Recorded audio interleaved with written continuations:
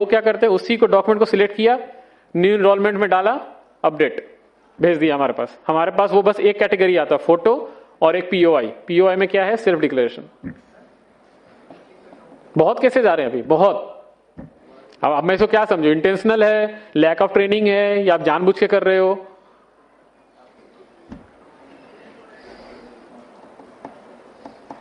तो ये एक कॉमन सिनेरियोज थे और जो मेरा एक्सपीरियंस था वो मैंने आपको शेयर किया है। इसके अलावा अगर आपके पास कुछ क्वेश्चंस है तो हम उसको डिस्कस करेंगे वन बाय वन।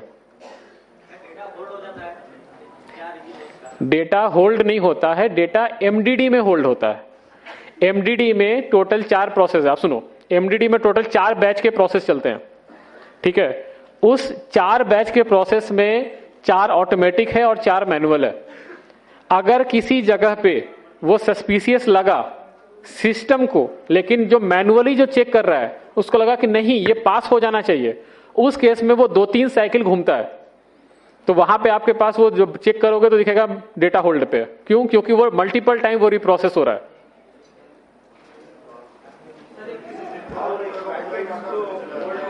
एक वन बाय वन, कोई माइक देंगे प्लीज? एक minute, one by one, we will go one by one. आप पहले हाथ उठाइए, उसके बाद माइक लीजिए, उसके बाद बोलिए। मेरे पास आवाज नहीं आ रही है यहाँ पे।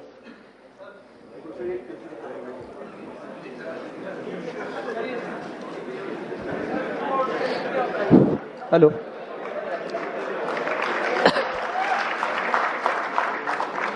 हाँ बताइए sir. Please maintain silence, please maintain silence first.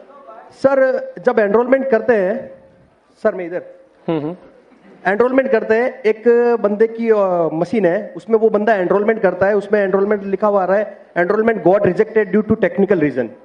जब एनरोलमेंट स्लिप को अपन पोर्टल से चेक करते हैं तो वह लिखा हुआ रहा है मिसमैच रिलेशनशिप। एग्री होता है। पर क्यों होता है जी? आपको नहीं पता क्यों होता है? नहीं। किसी को पता है रिलेशनशिप मिसमैच क्यों होता है?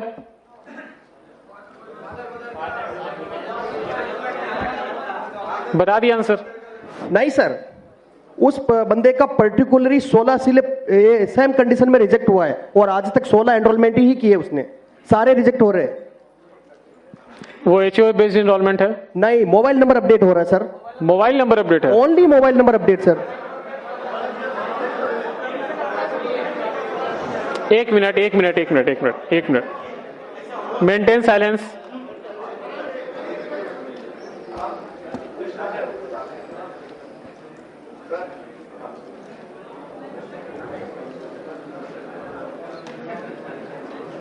देखो मेरे पास 2 ऑप्शन है, या तो मैं क्वेश्चन आंसर करूं और नहीं तो आप बोल लो, मैं जाता हूं।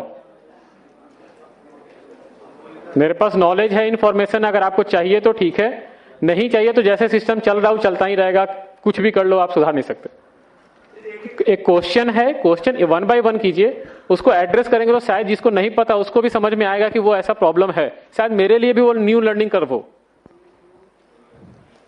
एक साथ क्वेश्चन पूछोगे तो ना मुझे समझ में आएगा ना मैं किसी का आंसर दे सकता हूं। हाँ, आप बोल रहे थे कि एचओए बेस्ड एनरोलमेंट नहीं है, बट वो मोबाइल नंबर अपडेट में बार बार इनकरेक्ट रिलेशनशिप में रिजेक्ट हो रहा है। जी सर। ठीक है, ये रिजेक्शन कोड गलत पिक कर रहा है, वो रिजेक्शन कोड नहीं होगा, वो गलत सेडा से पिक हो रहा है। या ईआईडी कुछ सैंपल आप निकाल के भेज देना रीजनल ऑफिस को, वो एनालिसिस करके आपको वापस बता। सर मैंने टेक सपोर्ट पे मेल किया था। टेक सपोर्ट नहीं, आप रीजनल ऑफिस अप्रोच कीजिए, रीजनल ऑफिस को बोलिए कि ये कुछ सैंपल ईआईडीज है 5-6 जो कि इस एरर कैटेगरी में रिजेक्ट हो रहे हैं, जो कि सिर्फ मोबाइल अपडेट है। सर उस पर्टिकुलर उस ऑपरेटर का ही हो रहा है।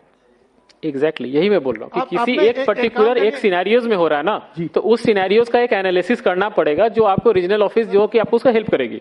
रीजनल ऑफिस के पास आप अपना एक केस ना आप रिटर्न में दे दो, हम एक बार रीजनल ऑफिस से बात करके आप इस पे रिवर्ट करें। Thank you sir, thank you. लिख लीजिए इसको। ठीक है, नेक्स्ट क्वेश्चन। माइक दीजिए उनको। एक minute. Hello please maintain silence. नमस्ते सर, मैं Nagpur Maharashtra. Maintain silence please. सुनो आराम से, अगर क्वेश्चन आंसर होना है तो सब लोग शांति से बैठेंगे, जो बोलेगा वो बोलेगा।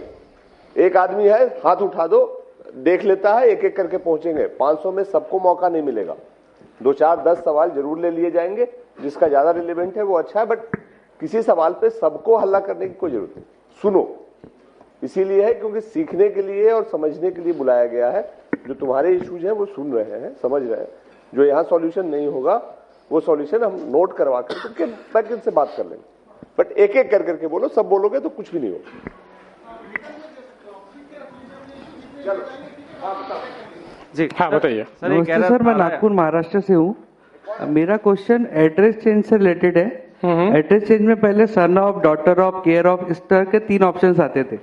आजकल सिर्फ केयर ऑफ का ऑप्शन आता है। बिल्कुल, क्योंकि तो हमने वो ऑप्शन हटा दिया है ECMP से ही, क्योंकि अब जो डॉटर ऑफ, जो केयर ऑफ सेक्शन है, उसको हम उसी में एक ही में इंक्लूड कर रहे हैं जी। अगर आप लिखोगे डॉटर ऑफ समथिंग, तो वो आप आधार को ना एज ए PO और डॉक्यूमेंट आप स्टैब्लिश कर देते हो। तो वो हमारे लिए कभी कभी ऐसे केसेस आते हैं जहां पे कि बोला जाता है कि ये आधार है, इसमें मेरे फादर का नाम है, लिखा है डॉटर ऑफ, सन ऑफ, तो आप इसको एक्सेप्ट कर लीजिए जी। ये जब प्रॉपर्टीज के जो ट्रांजेक्शंस होते हैं ना, वहां पे बहुत वाइटल रोल होता है, इसीलिए हमने उसको स्टैंडर्डाइज करके केयर ऑफ सेक्शन कर दिया है। दैट विल नॉट सिग्निफाई कि वो डॉटर ऑफ है, सन ऑफ है या क्या है, जस्ट केयर ऑफ, सबके लिए सिंपल एक रूल। जी सर, दिक्कत इसमें होता है ना, महाराष्ट्र में क्या होता है, first name, middle name, last name होता है, तो उसमें दिक्कत नहीं होती।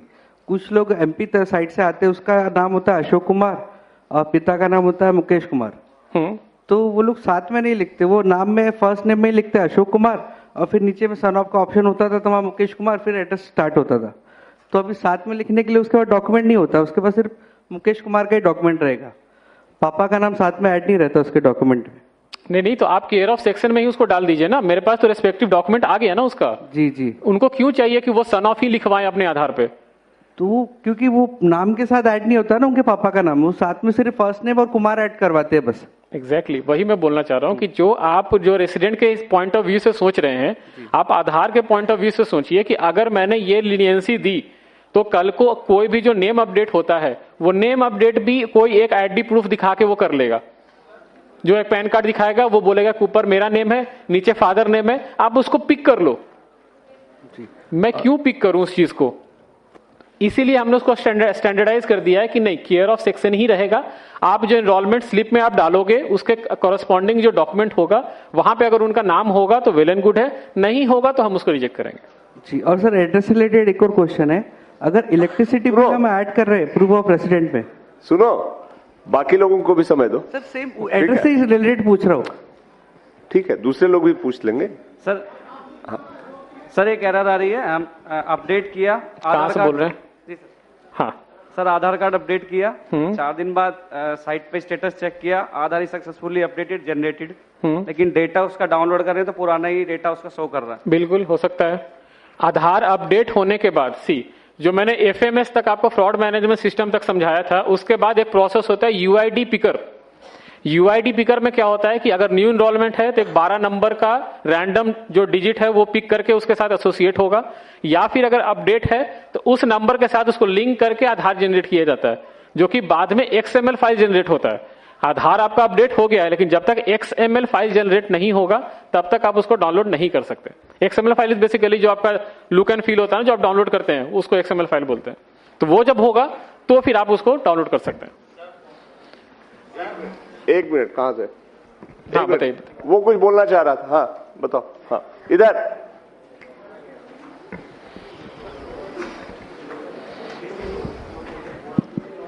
जी सर, थैंक यू। हाँ सर, मैं ये बोलना चाह रहा था, जैसे इन्होंने बोला कि महाराष्ट्र में वो सरनेम की प्रॉब्लम आ रही है उनको, सरनेम, यही प्रॉब्लम हमारे साथ भी आई है कि जो बाय डिफॉल्ट हमारे उसमें क्लाइंट में है, उसमें सिर्फ केयर ऑफ आता है, उसमें हम कुछ नहीं टाइप कर सकते, सन ऑफ वगैरह, जैसे हम उसमें स्लैश टाइप करते हैं उसको नहीं लेता है वो। लेकिन यही अगर हम ऑनलाइन करता है कोई तो उसमें वो ले लेता है। लोग हमारे पास आते हैं कि हमने उनको रिफ्यूज किया, हमने उनको बेवकूफ बनाया, लेकिन उन्होंने खुद किया या किसी और से ऑनलाइन करवाया उन्होंने, तो वो उनका बन के भी आ गया। ठीक है, वैलिड पॉइंट, नोटेड। हम देखेंगे इस पे, वैलिड पॉइंट है। हमारे टीम से कोई इस पॉइंट को नोट कर लीजिएगा कि ECMP क्लाइंट में ऑप्शन नहीं आ रहा है, SSUP में ही ऑप्शन है। Next question, 1 by 1।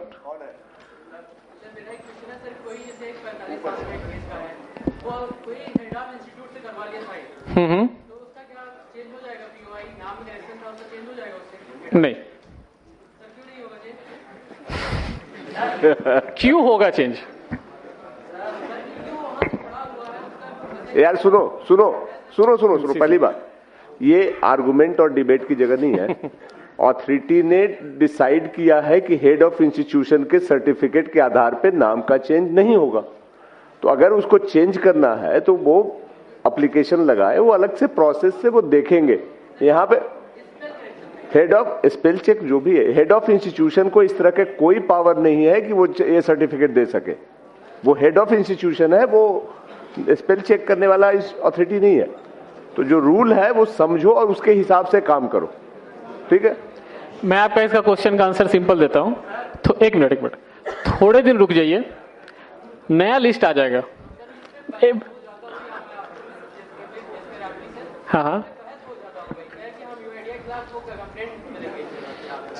नहीं कर लीजिए। नहीं देखिए, आप ऐसे समझिए, हेड ऑफ द इंस्टीट्यूट है जो प्रिंसिपल, मैं इसे प्रिंसिपल मान के चलता हूं। प्रिंसिपल किसी भी स्टूडेंट का आइडेंटिटी चेंज करने के लिए कैसे ऑथराइज्ड है? कैसे? आप रेसिडेंट पर्सपेक्टिव से मत देखो, आप ऐसे समझो कि आप आधार से रिलेटेड हो। आप ऐसे समझो कि अगर कोई प्रिंसिपल ये लिख के देता है कि रमेश कल से सुरेश है, तो हम मान लें उसको? ठीक है, I am taking your consider, I am taking. Bipin है, VIPIN है, BIPIN मैंने कर दिया। एक minute, I am got your question. Minor correction ना, ठीक है। आपके गलती से किसी का नाम जो है विपिन था, BIPIN बन गया, लेकिन उसका ओरिजिनल नेम जो है VIPIN था, ठीक है। वो बोल रहा है कि एक स्कूल का हेड प्रिंसिपल से मैं लिखवा के लाता हूं और उसके बाद आप मेरा नाम चेंज कर दो। स्कूल का जो हेडमास्टर या प्रिंसिपल है वो पुराने विपिन को जानता था? ना ही वो नए विपिन को जानता है। इट्स ओनली कि वो एक विपिन को जानता है जो उसको स्कूल में या कॉलेज में पढ़ता है। अगर आप इस तरह के केसेस को सबको बोले कि नहीं ये पास हो जाना चाहिए, तो स्कूल में ही आप समझो कि सारे नाम जब अपडेट करवा लेंगे। गीता जो है GEETA से GITA हो जाएगी। जो क्यों? क्योंकि है प्रिंसिपल ने लिख के दे दिया है। प्रिंसिपल कैसे किसी का आइडेंटिटी प्रूफ बन सकता है? Sir my query UCL related.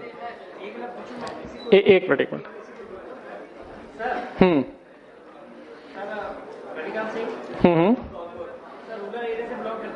हाँ बताइए। बच्चा 6 क्लास में पढ़ रहा है, ठीक है। ऐसे पर उसके आधार में रिकॉर्ड है PRABIN, ठीक है सर। डेट ऑफ बर्थ भी उसकी जो भी है एज पर स्कूल रिकॉर्ड है, उसका नाम है PRAGWN, ठीक है सर। अब ये बताओ उसको किसके बिहाफ पे हम चेंज कर सकते हैं सर? तो आपने पहले वो नाम पे क्यों आधार बनवाया? क्या सर? आपने पहले उस नाम पे आधार क्यों बनवाया? बच्चे वही तो कह रहे सर, आधार नहीं, सिंपल सॉल्यूशन है। आप RGI जाइए, बर्थ सर्टिफिकेट अपडेट करवाइए, इजी प्रोसेस है। बर्थ सर्टिफिकेट अपडेट करवाइए, हमें भी दे दीजिए, हम बर्थ सर्टिफिकेट बेसिस पे आपको तुरंत अपडेट कर देंगे। RGI जो ये गवर्नमेंट बॉडीज होती है, they are authorised to act as a POI। Principal headmaster नहीं ऑथराइज्ड हैं POI को प्रूफ करने के लिए। यार सुनो सुनो,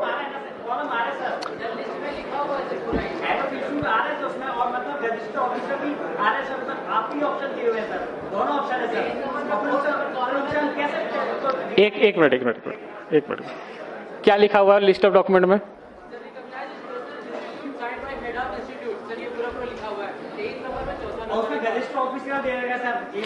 हमने, हाँ ठीक है। अब आप बोल रहे हो प्रिंसिपल का, मुझे पता कैसे चलेगा कोई प्रिंसिपल ग्रुप A ऑफिसर है? ग्रुप A ऑफिसर है, मुझे कैसे पता चलेगा? लेक्चरर क्या होता है सर? लेक्चरर तो गेजिस्ट ऑफिसर नहीं होता। नहीं होता। आपके गांव में होता होगा, आप ऐसे समझो, आपको मैं बता रहा हूं। IIT जानते हो ना आप लोग? IIT का जो प्रोफेसर होता है ना, वो ग्रुप A ऑफिसर नहीं होता।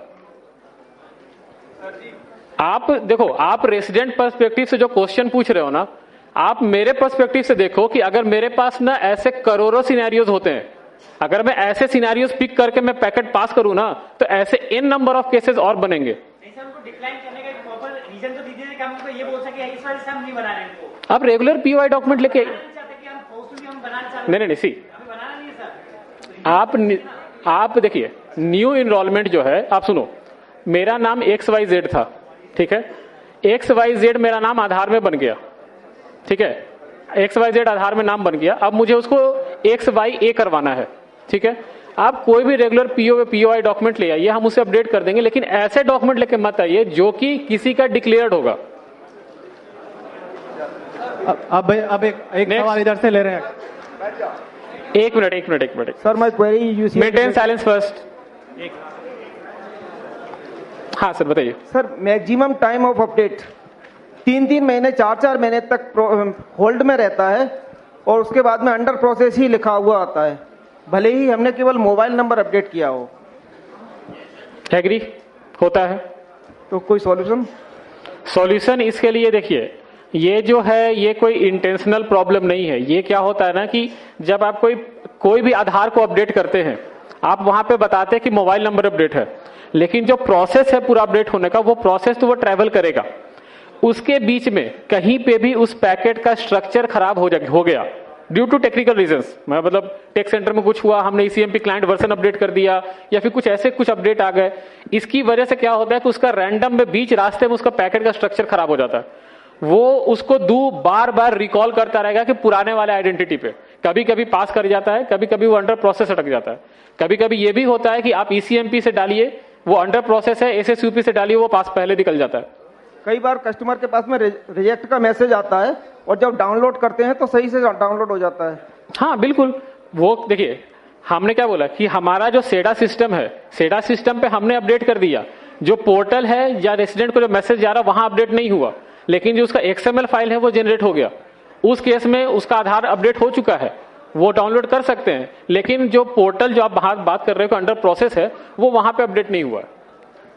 सर एक चीज, ये वाइस वर्सा भी हो सकता है। ECMP में पैकेट को चेक किया जा सकता है, जबकि UCL में हम चाहते हैं कि लास्ट में सबमिट करने से पहले एक बार हम पूरा व्यू करके देख लें कि हमने डाटा सही से अपडेट किया। सही से डाटा डाला नहीं। सबमिट से पहले एक व्यू का ऑप्शन हो, रिव्यू का, तो उसमें सारी चीजें एक साथ दिख जाए, उसके बाद सबमिट हो। Valid point. टीम प्लीज इस पॉइंट को भी लिख लीजिए कि UCL में अगर UCL में जैसे ECMP में दिखता है, वैसे UCL में भी ऑप्शन होना चाहिए समराइज सबमिट करने से पहले, कि एक बार ऑपरेटर जो है चेक कर सके कि इस इंफॉर्मेशन को डाला वो सही है या नहीं। वैलिड पॉइंट है, टीम इस पर नोट कर लीजिए। Thank you. एक सर लैंग्वेज चेंज का ऑप्शन नहीं होता यदि किसी UCL में यदि हमें किसी महाराष्ट्र वाले का डाटा अपडेट करना है, एड्रेस अपडेट करना है, उसके बाद में वैलिड डॉक्यूमेंट भी है, लेकिन हम उसे हिंदी लैंग्वेज में कन्वर्ट नहीं कर सकते, और महाराष्ट्रियन हमको आती नहीं है, कन्नड़ हमको आती नहीं है, केवल हम इंग्लिश में उसका डाटा अपडेट कर सकते हैं, लेकिन हिंदी में उसमें लोकल लैंग्वेज में क्या आ रहा है ये हम नहीं जानते। लोकल लैंग्वेज चेंज करने का ऑप्शन भी होना चाहिए ताकि हम हिंदी में उसका एड्रेस अपडेट कर सकें जो उसके वैलिड डॉक्यूमेंट में है। ठीक है, आपका क्वेश्चन का आंसर देंगे तिवारी जी, एक बार जाकर उनको आंसर दीजिए। नेक्स्ट क्वेश्चन पूछिए, आप जाकर उनको इन पर्सन आंसर दीजिए। UCL क्लाइंट जो होता है ऑनलाइन चलता है और जो ECMP क्लाइंट होता है वो ऑफलाइन होता है। हम डेटा जो अपलोड करते हैं वो ऑनलाइन करते हैं, बट जो इनरोलमेंट न्यू या अपडेट करते हैं ऑफलाइन करते हैं ECMP क्लाइंट से। तो जो हमारा पहले आधार बन चुका है जिस लैंग्वेज में, उस लैंग्वेज को रेसिडेंट जब अपना थंब लगाता है तो डेटा फैच करके सिस्टम पर दिखाता है और उसी डेटा पे हम जो है अपना अपडेट करते हैं। तो हमारा ओल्ड डेटा ऑलरेडी जब सिस्टम में रखा हुआ है और हमारा ऑथेंटिकेशन करके वो भेज रहा है, तो उसमें हम चेंज नहीं कर सकते हैं। आपको चेंज करने के लिए क्लाइंट के थ्रू अपलोड करेंगे तब जाके चेंज होगा, क्योंकि आपका उसमें बायोमेट्रिक लिया जाएगा। UCL ऑनलाइन क्लाइंट चलता है। एक मिनट। UCL से रिलेटेड अगर क्वेश्चन है तिवारी जी, एक बार जाकर उनको इन पर्सन बताइए। दूसरा क्वेश्चन पूछिए कोई। एक minute, one at a time. Family है, उसके 5 मेंबर थे, तभी डॉक्यूमेंट अपडेट का ऑप्शन आया हुआ है। ठीक है, 1 मिनट साइलेंस प्लीज। मैंने उस फैमिली के 4 डॉक्यूमेंट अपडेट्स कर दिए। जो उनकी मदर है, उनका जैसे ही मैं डॉक्यूमेंट अपडेट के लिए फिंगर लगाता हूँ आधार नंबर डाल के, तो सिस्टम हैंग हो जाता है। वो कम से कम 5 बार ट्राई कर चुका हूँ मैं 1 महीने के अंदर, 5 बार सेम प्रोसेस हुआ है। उस पर्टिकुलर उस रेसिडेंट के साथ ही हो रहा है? हाँ, उसी के साथ हो रहा है। बायोमेट्रिक लेने का टाइम होता है? हाँ, जैसे बायोमेट्रिक लिया, फाइन आधार किया। हाँ, वो इसीलिए हो रहा होगा कि लास्ट टाइम जो उनका आधार बना होगा या अपडेट हुआ होगा, बायोमेट्रिक का स्कोर सही नहीं होगा और वो दोबारा जब आप अपडेट कर रहे हो तो बायोमेट्रिक मैच नहीं कर रहे, इसलिए सिस्टम आपको अलाउ नहीं करता है। उस रेसिडेंट का आप अलग से स्पेशल रिक्वेस्ट रेज कीजिए आरओ को, आरओ वहां पे बुला के उनको अपडेट करेंगे, आपसे नहीं होगा फिर। हाँ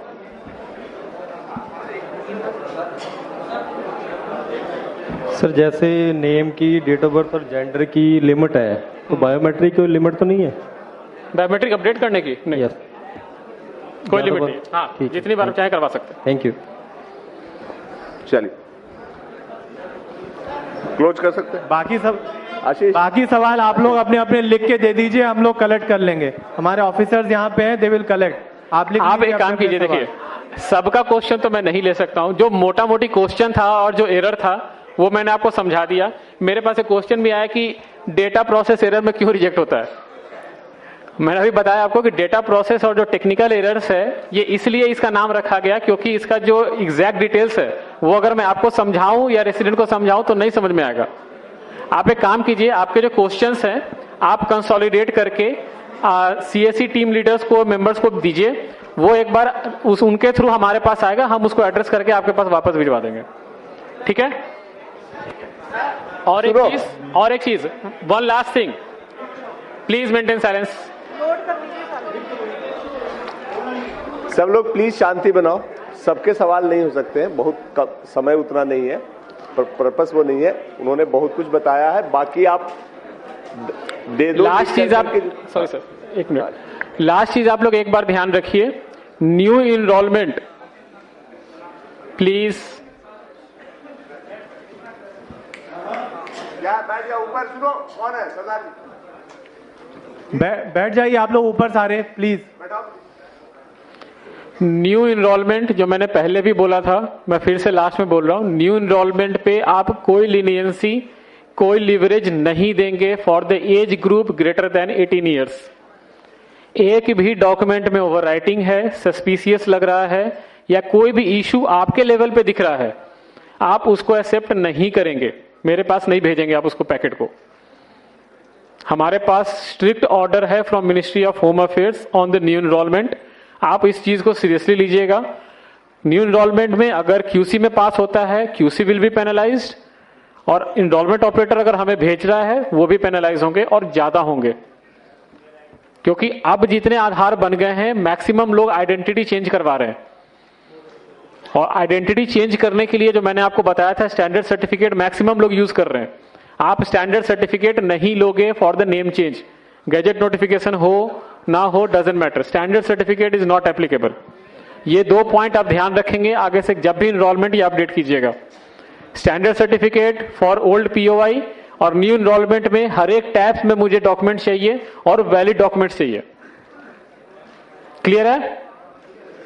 yes, no? Okay, thank you and have a good day.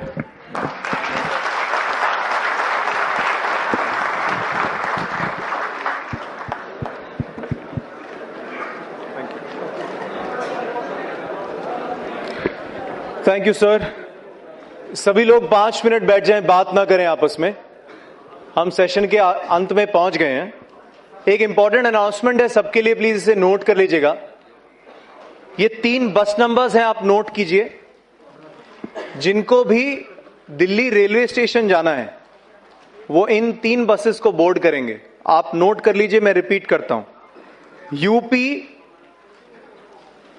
22 AT 0207, repeat करता हूं, यूपी 22 AT 0207।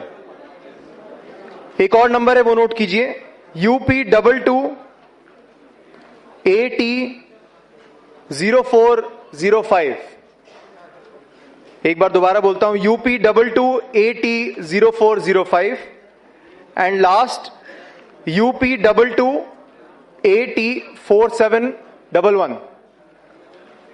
UP 22 AT 4711। ये 3 बस नंबर्स हैं, गेट नंबर 3 के बाहर ये बसेस रहेंगी। सेशन के अंत में आप लोग ये 3 बसेस बोर्ड कर सकते हैं जिनको भी दिल्ली रेलवे स्टेशन जाना है। हम सेशन के अंत में पहुंच गए हैं और आपकी उत्सुकता और आपके सवालों को देखकर खुशी भी होती है, लेकिन बहुत सारे ये पॉसिबल नहीं है कि सबका सवाल हमने लिया जाए, इसलिए हमने लिखित तौर पे नई दिल्ली रेलवे स्टेशन है, नई दिल्ली के लिए। खुशी होती है आपके सवालों को देखकर और आज अच्छा लग रहा है कि आप सभी लोग आए। अंत में मैं हमारे एमडी सीईओ साहब श्री संजय कुमार राकेश जी से रिक्वेस्ट करूंगा फॉर वोट ऑफ थैंक्स। एक बार तालियों के साथ उसी एनर्जी को वापस लेके आएंगे जो सुबह थी हमारे लिए।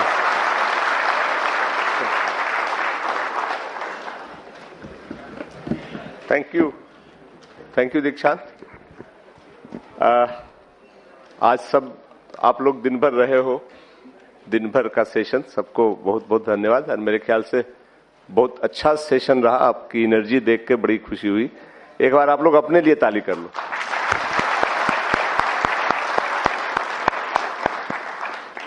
आज जो पर्पस था मेरे ख्याल से काफी हद तक सर्व हो गया। यूआईडी की टीम जो यहाँ आई है और जिस तरह से उन्होंने सब एक्सप्लेन किया है, उसके लिए हमारी तरफ से वो विशेष रूप से धन्यवाद के पात्र हैं। उनके लिए भी हम स्वागत करते हैं। और आपने सुना, पर्पस यही था कि आप रोज गांव में लोगों के आधार अपडेट करने के काम से जूझते हो, उनके बहुत सारे सवाल आते हैं। कोई डॉक्यूमेंट आप नहीं करते हो, कुछ कहते हो कि ये नहीं हो सकता है, तो वो आपसे सवाल करते हैं। आप किससे सवाल करोगे? तो हमने इसीलिए सोचा था कि यूआईडीआई यहां जो है वो इसकी पूरी ऑथोरिटी है। और आप ये समझते हैं कि 134 करोड़ लोगों के इतने सारे डेटा वो रखते हैं, उसके आधार पे वेरीफाई करते हैं और फिर बताते हैं कि सही है कि गलत, और उसमें कोई एरर नहीं होना चाहिए। एक गलती और उनके सिर पे लोग डंडा बजाना शुरू करते हैं कि ये गलती कैसे हो। इसलिए उनको ये सिस्टम बनाना है। उनको जहां भी डर लगता है, जहां भी शक होता है कि हाँ ये गड़बड़ हो सकता है, वहां वो सेफ खेलते हैं, ना कर देते हैं। आज आपके सवाल हम देख रहे थे, सबके जो बीच में मर्मरिंग और सबके रिएक्शन थे वो देख रहे थे। सबका एक ही था कि आपके जो सवाल है, जो लोग सवाल आपसे करते हैं, जब आप कह देते हो कि ये नहीं हो सकता, वो आप चाहते हो कि इनसे बताएं। बट वो ये भी बता रहे थे कि क्यों करें। हेड ऑफ इंस्टीट्यूशंस लिखा हुआ है, हेड ऑफ इंस्टीट्यूशंस हिंदुस्तान में लाखों की संख्या में, और कोई रिकॉर्ड नहीं है जिससे ये वेरीफाई हो कि हाँ वो ज्ञान माध्यमिक विद्यालय है तो वो सच में वहां ज्ञान माध्यमिक विद्यालय है या नहीं है। तो वैसे को कैसे करें? अभी उन्होंने सर्टिफिकेशन का एक नया सिस्टम शुरू करने की बात थी, आई कि नहीं, कि अब जो सर्टिफाई करेगा, जो वेरीफाई करेगा, वो भी अपना आधार देगा, ताकि वो पहले वो वेरीफाई कर लें कि वो आदमी सच में है कि नहीं या सही नाम से। तो वो भी अब 7-8 करोड़ तो रोज अटेम्प्ट होते हैं उनके पास, तो इसलिए उनको भी समझिए। और इसके अराउंड जो सेंसिटिविटी है वो आदमी का प्रूफ है कि वो इंडिया में है। इसलिए उसने कहा कि अब जब सब आधार हो गए हैं बड़े लोगों के, तो अब नए आधार कहां से आ रहे हैं? या तो वो कहीं से आया हुआ इलीगल माइग्रेंट है, या कुछ और कारण से हो गया, नाम बदल रहा है। तो इनके जो कंसर्न है वो समझिए। और चूंकि आप आधार यूआईडीआई के रिप्रेजेंटेटिव हो, आप गांव में रहते हो, गांव वालों के रिप्रेजेंटेटिव हो, सही बात है, उसके लिए आप आधार से सवाल कर रहे हो, बट गांव में आप आधार के रिप्रेजेंटेटिव हो, उनको बताना आपका काम। हम ये बिगिनिंग है, हम यहां आपसे शुरू किए हैं, हमने अब प्लान किया है कि राज्य स्तर पे भी ये करेंगे। आरओ से आपका इंटरेक्शन बढ़ाएं। जैसे उन्होंने कहा कि कुछ कुछ सवाल हैं जो आप हमारे लोगों से पूछोगे तो कुछ नहीं मिलेगा, सीएससी का जो स्पॉक है उससे कुछ नहीं मिलेगा, क्योंकि उसको नहीं पता। आरओ में आप सवाल करवा लो, आरओ बताएगा। तो जी, आरओ से संपर्क, हाँ, हम वही कर रहे हैं कि अब ये एक नेशनल वर्कशॉप करवाया, इसके बाद हम स्टेट लेवल पे कोशिश कर रहे हैं और फिर आगे करके डिस्ट्रिक्ट और जोनल लेवल पे भी करवाएंगे, चाहे